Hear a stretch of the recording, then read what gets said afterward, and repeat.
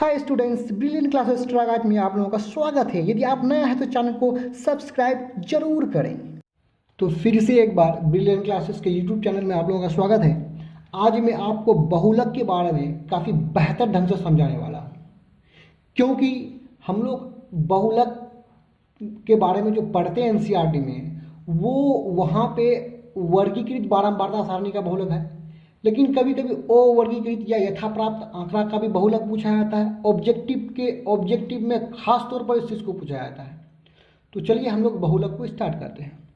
बहुलक अंग्रेजी में इसको मोड कहते हैं, और संकेत की बात करें तो बहुलक को संकेत में यमओं से सूचित किया जाता है। अब हम लोग समझते हैं पहला पॉइंट कि यथाप्राप्त आंकड़ा का बहुलक किस प्रकार निकाला जाएगा।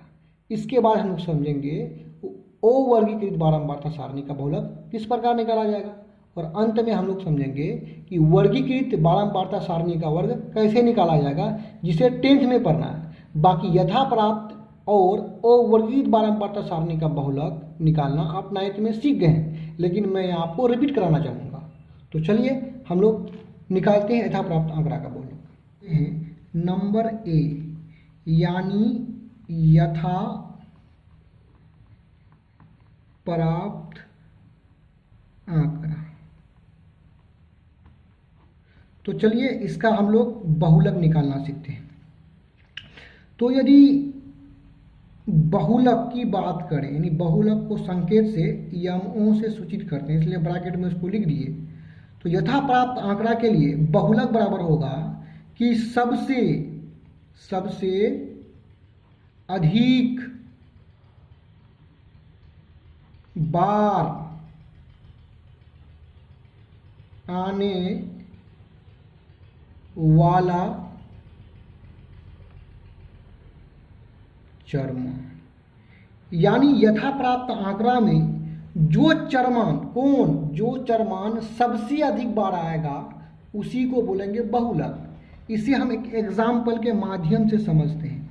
एक एग्जाम्पल ले रहे हैं, 2 लिख दिए, 4, 6, 4, 2, 3, 6, 5। तो इस आंकड़ा का यदि हम बहुलक निकालेंगे, चलो संकेत ही लिख देते हैं, यमओ निकालेंगे यानी बहुलक निकालेंगे, तो इस यथा प्राप्त आंकड़ा में, इसको कहते हैं यथा प्राप्त आंकड़ा, एक रो में रहे तो इसको बोलेंगे यथा प्राप्त आंकड़ा। तो इसमें जो सबसे अधिक बार आया है, जो चरमान सबसे अधिक बार आया है, उसी को बहुलक कहेंगे। तो 2 की बात करें तो 2 बार आया है, 4 भी 2 बार आया है, 3 एक बार आया है, 5 भी 1 बार आया है। जबकि 6 की बात करें तो 6 3 बार, यानी सबसे अधिक बार आया है। तो 6 सबसे अधिक कितना बार आया है? 3 बार आया है। तो 3 बहुलक नहीं होगा, 3 बार यानी सबसे अधिक बार आया है। कौन आया है? 6 आया है, तो उसी को कहेंगे हम लोग बहुलक। यानी सबसे अधिक बार आने वाला चरमान बहुलक होगा। बहुलक कौन होगा? चरमान बहुलक होगा, और वो चरमान जो सबसे अधिक बार आएगा। तो यहाँ हम देख रहे हैं कि सबसे अधिक बार कौन आया है? 6 आया है, 6 3 बार आया है, बाकी 2 तो 2 ही बार आया है, 4 2 ही बार आया है। सबसे अधिक बार 6 आया है, तो 6 को हम लोग क्या मान लेंगे? यहाँ पे इसको बहुलक मान लेंगे। तो अब दूसरा प्रकार का जो आप आंकड़ा देखिएगा, वो देखिएगा अवर्गीकृत बारंबारता सारणी। यानी इस प्रकार अवर्गीकृत बारंबारता सारणी होगा, अर्थात इसमें वर्ग नहीं होगा। वर्ग नहीं होगा, क्या होगा? तो चरमान होगा। देखिए इस प्रकार आप देखते हैं, ये सब जो वर्ग है, ये वर्ग ना होकर के क्या रहेगा? चरमान रहेगा। तो ऐसे बारंबारता को हम बोलते हैं अवर्गीकृत बारंबारता सारणी। तो इसका आप जब बहुलक निकालिएगा तो इसका बहुलक का सूत्र होता है कि सबसे बड़ा बारंबारता का संगत चरमान। एक शब्द आया है संगत, तो इसमें हम देखेंगे कि सबसे बड़ा बारंबारता कौन है, उसका जो संगत चरमान होगा वही बहुलक होगा। तो संगत चरमान मतलब सबसे बड़ा बारंबारता के सामने वाला जो चरमान होगा वही बहुलक होगा। तो इसको देखिए और हम लोग बहुलक निकालने का प्रयास करते हैं। तो चलिए, बहुलक निकालने से पहले हम इसमें देखेंगे कि सबसे बड़ा बारंबारता कौन है, और उसके जो सामने होगा वही बहुलक होता है। तो हम बारंबारताओं को देखेंगे तो सबसे बड़ा बारंबारता कौन है? 7 है और 7 का चरमान क्या है, संगत चरमान 40 है, तो 40 होगा बहुलक। लेकिन इसको एक प्रोसेस के तहत लिखना पड़ता है। तो यहाँ पे लिखेंगे हम लोग, सबसे पहले ढूंढेंगे क्या, सबसे बड़ा बारंबारता। बनाने का तरीका यही है इसका, बारंबारता कौन है जी, सबसे बड़ा बारंबारता कौन है, 7 है, लिख लिए। अब हो गया MO बराबर, MO का मतलब बहुलक, आप हिंदी में भी इसको बहुलक लिख सकते हैं। तो बहुलक बराबर हो जाएगा जो बड़ा चरमान है, सबसे बड़ा चरमान है, उसका संगत चरमान, मतलब उसके सामने जो चरमान है, तो इसके सामने चरमान कौन है, 40 है। तो इस प्रकार इस आंकड़ा का बहुलक हो जाएगा कितना, 40। ये हो गया आंसर। इस तरह का क्वेश्चन आपको अक्सर ऑब्जेक्टिव में पूछा जाएगा, तो आप डायरेक्ट देख करके यहाँ सबसे बड़ा बारंबारता 7 है, तो उसका संगत चरमान क्या है, 40 है, 40 आप टिक आउट कर लीजिएगा, ऑप्शन में से किसी को लगा लीजिएगा।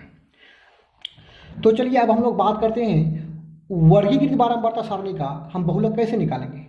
तो वर्गीकृत बारंबारता सारणी में क्योंकि वर्ग होता है, तो आपको इन वर्गों में से किसी एक वर्ग को पकड़ना पड़ेगा कि बहुलक वर्ग कौन सा है। तो बहुलक वर्ग वही होगा जिसका बारंबारता सबसे अधिक होगा। तो जिसका बारंबारता सबसे अधिक होगा उसके सामने जो वर्ग होगा उसको कहेंगे बहुलक वर्ग। बहुलक वर्ग को ढूंढने के बाद तब हम लोग क्या करेंगे, बहुलक वाला इस सूत्र का प्रयोग करेंगे। इस सूत्र को आप लोग ध्यान से याद रखिएगा। यानी बहुलक बराबर होता है L plus F1 minus F0 बट्टा 2F1 minus F0 minus F2 into H। तो समझ लेते हैं ये L, F1, F0, F2, H क्या है।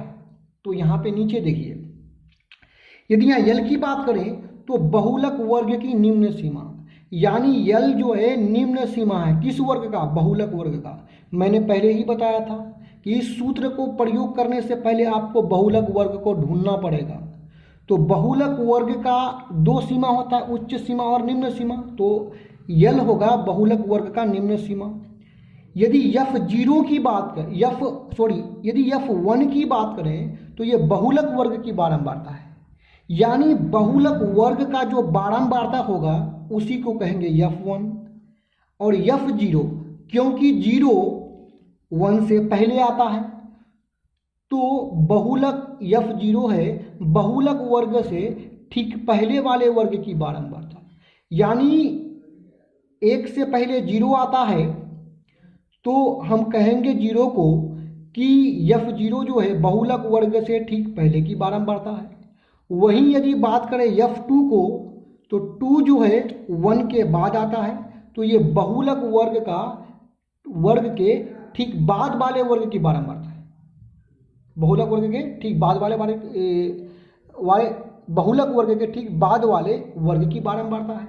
और H जो है वर्ग माप है, और वर्ग माप आप लोग जानते हैं कि कैसे निकालते हैं। वर्ग माप निकालने के लिए किसी भी वर्ग के उच्च वर्ग सीमा में निम्न वर्ग सीमा को घटा देंगे, यानी बड़ा मान में छोटा मान को घटाने से वर्ग माप निकल जाता है। तो हम लोग इस फॉर्मूला को प्रयोग करने के लिए उदाहरण वाला जो आपका प्रश्न है उसमें देखेंगे। इसका एग्जाम्पल सीधे हम लोग प्रश्नों के माध्यम से सॉल्व करेंगे। इसका एग्जाम्पल यहाँ पे हम ऐसे नहीं दे रहे हैं। तो यहाँ पे इंट्रो वाला क्लास समाप्त हुआ। अब हम लोग प्रश्नावली को देखेंगे।